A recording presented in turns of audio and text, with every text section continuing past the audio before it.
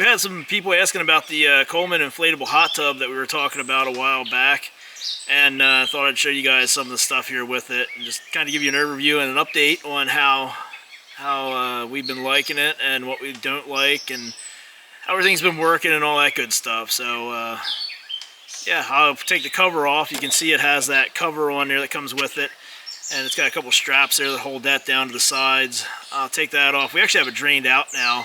I was changing the water in it, wanted to clean it out, and once I get the cover off, I'll explain to you all that stuff and what I'm talking about with it. But you can see it's pretty simple. You got the main hot tub part there, and then this back here, this is all your plumbing, all your hardware there. It's got the pump in it for making the jets work. It's got the heater in it. It's got all the controls and everything right there in that one unit. Just disconnects from the hoses coming out of the side of the hot tub, and that's it. It's got one cord to plug into a regular 110 outlet, and that's all there is. These are the straps that hold the top to the hot tub body, and they're actually a double action. To release them, you have to squeeze in the sides, and there's another tab in the middle, so this makes it harder for any little kids or anything to open this up and get in there when you don't want them to. So this is the top here. This is the cover, and you can see that it's almost like an inflatable raft in there. You blow that up, and then it floats on top of the water, and you pull the cover over top of it, and it works out really well. So that way when you have the hot tub full of water, you put this on there. If you get some critters at night that come wandering around, they walk on the top of it. It's not going to sink way down in. It's just going to float there on top of the water. And it also helps when you get a heavy rain and the hot tub's covered up. Now you don't have so much stress on your straps because it's floating on top of the water inside the tub. Alright, so this is the inside of the tub here. I think it's about 6 foot round. It's around, I want to say 77 inches is what they say, and that'd be the outside. So inside you're talking about 6 foot diameter, close to it. Over here, right where your pump assembly connects on, that's where you have all your good stuff here that you want to take care of and watch after. This is the filter down here. There's actually a paper filter in there.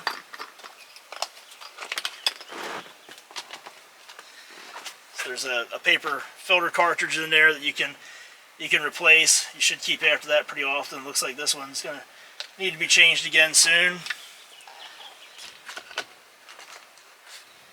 That just screws right back in there.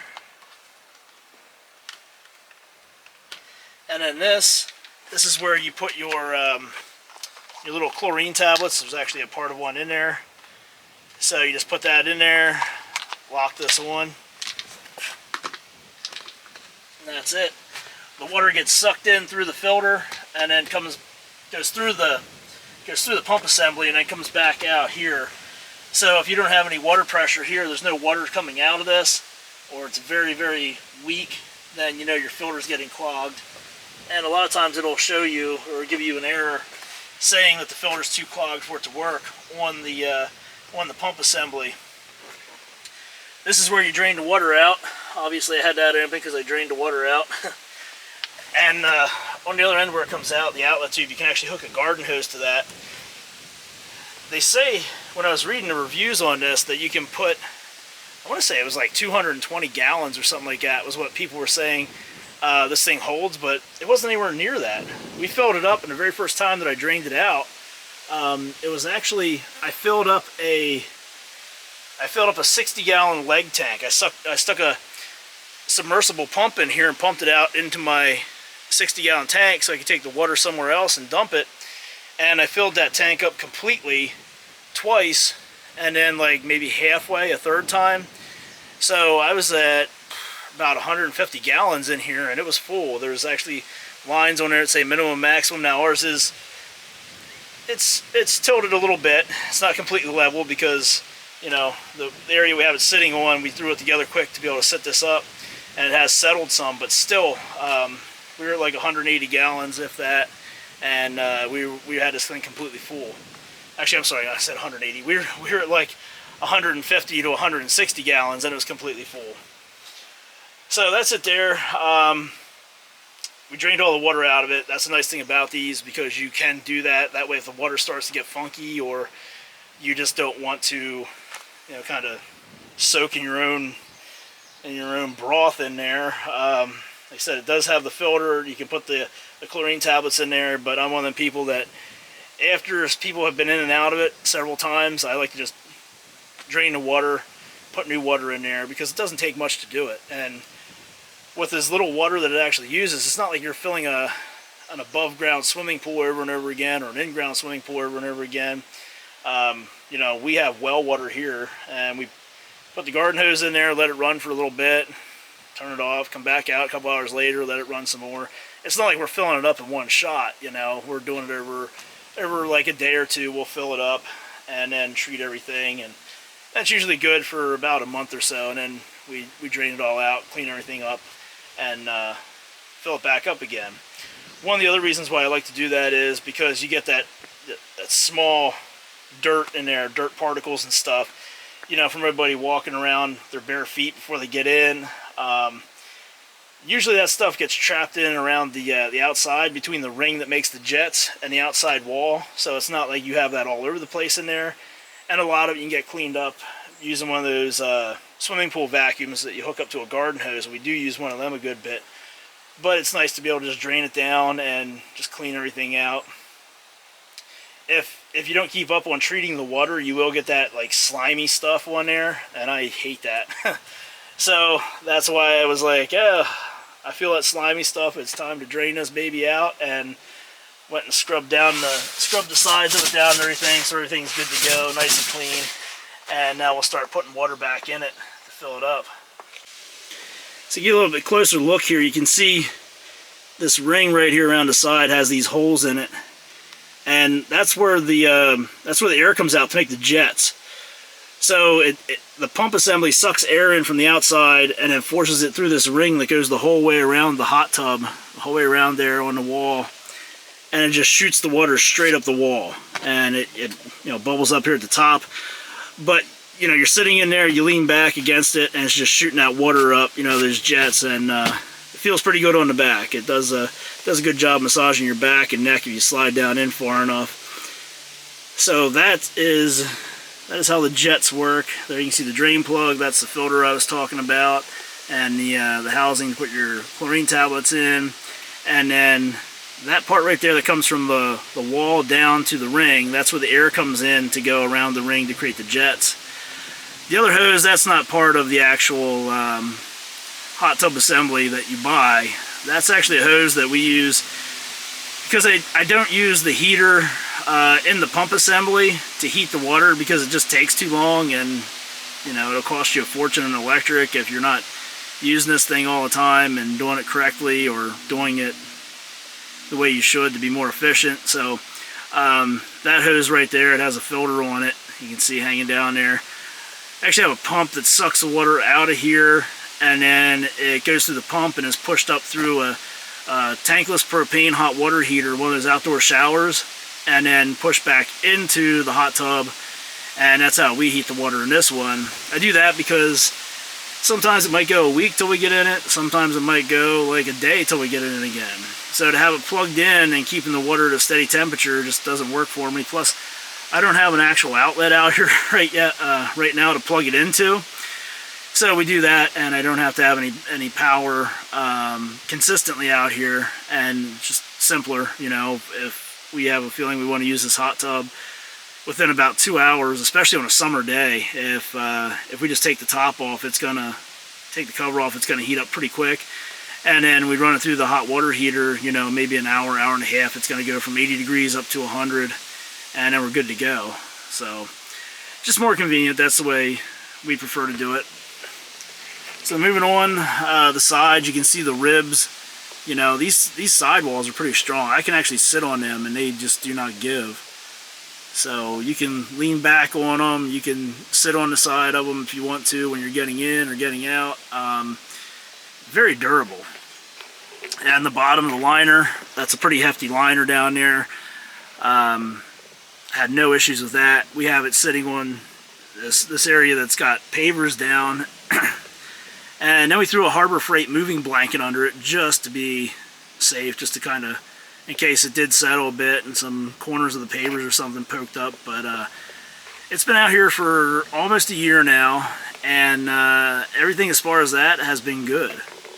So this is the pump assembly here, and everything's encased in this one unit. It's very simple, and you flip this up, this can move around however you want it to be able to see it better. Behind there's a cup holder, but this is really basic, very simple to use. This is your display here. If you get an error message or something, it'll show up there, but normally it's going to have the temperature of the water on there. Power button, you have to have it powered on, and then it's going to show all that stuff. You're going to be able to change all these settings. And you can change from Celsius to Fahrenheit right here at this button. You can raise and lower the temperature, the maximum temperature you want the water to go to. It's going to max out at 104 on here. It's not going to heat it up any higher than that, but good luck getting it to 104. It's going to take a while if you're using just this. This is for the filter, so you want to turn the filter on.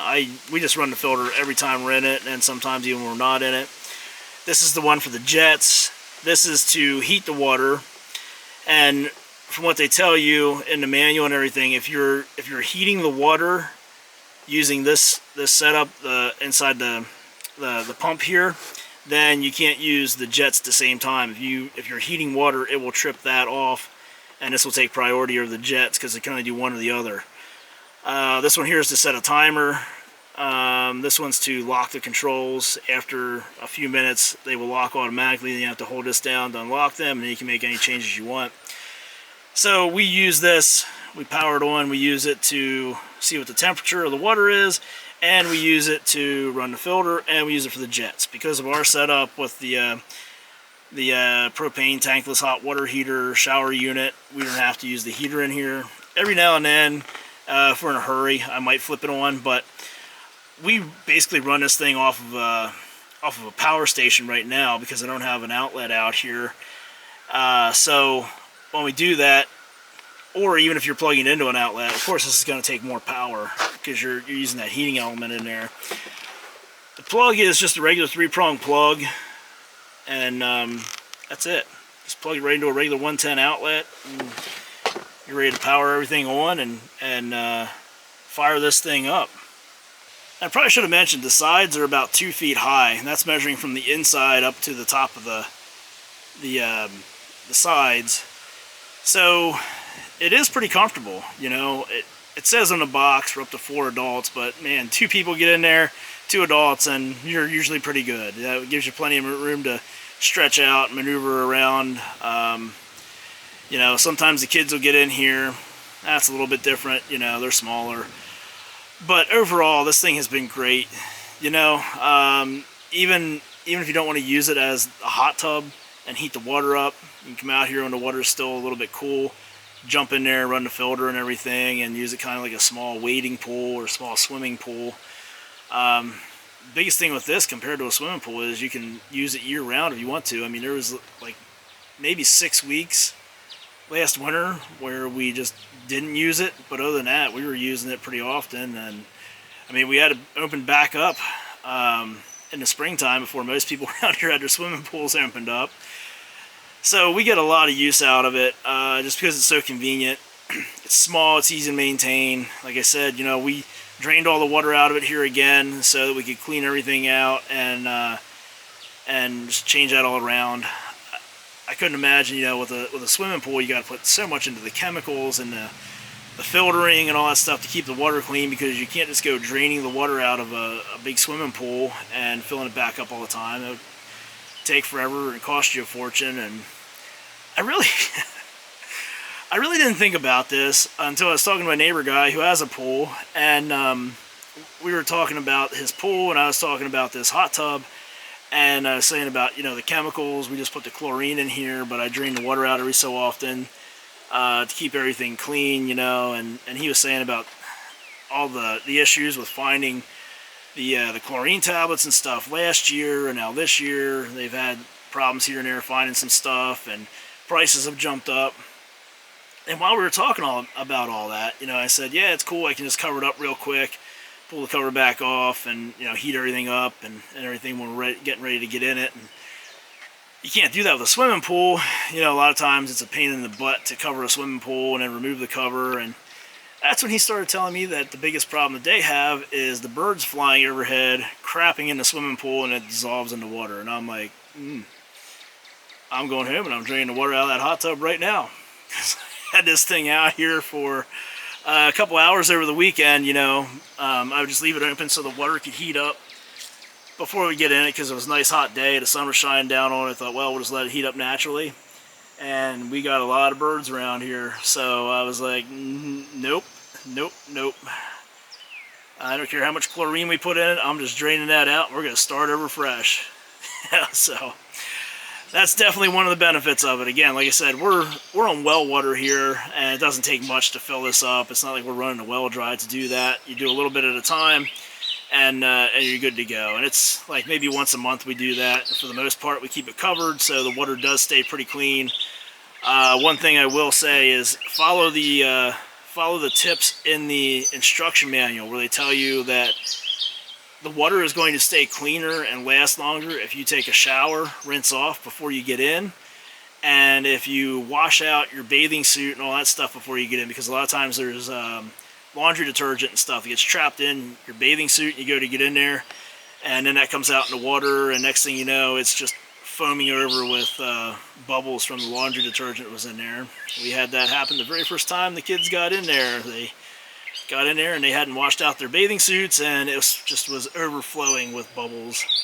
Had to drain the water hole out again to get rid of that. So just a tip to kind of follow that advice there, that it can be a bit of a mess if you don't do that, and it will help your water last longer.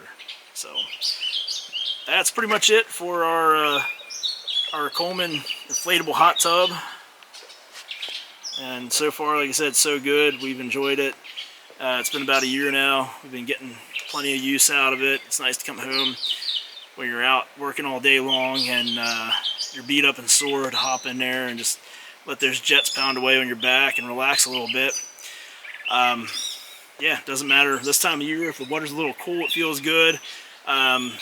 Obviously, if it's nearly 100 degrees out, you probably don't want to be sitting in 104 degree water very long, but you can, keep the water a little bit cooler. Don't heat it up, and it's going to feel pretty good. And then as the temperatures drop, as the year goes on, it's going to feel even better because it's nice and hot and relaxing. So that's going to do it for this video. As always, if you haven't done so already, be sure to subscribe to our channel, and thanks for watching.